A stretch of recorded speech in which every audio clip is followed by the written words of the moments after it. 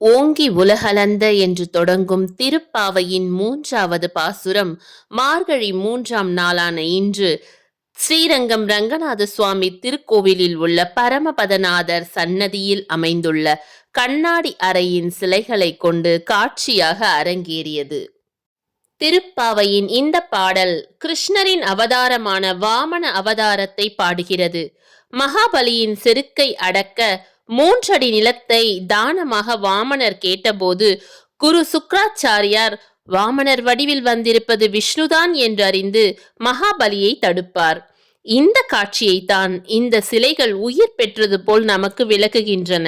3 அடிகளால் விண்ணையும் மண்ணையும் அளந்து தன்னுடையதாக்கிக் கொண்ட உத்தமன் அவனுடைய சிறப்பை பாடி நம் பாவைக்கு மலர்கள் சாத்தி விரதமிருந்தால் மாதம் 3 மழை பொழியும்.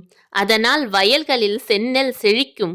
மீன்கள் வயலுக்குள் பாய்ந்தோடி மகிழும். வள்ளல் போன்ற பசுக்கள் பாலை நிரம்பத் தரும்.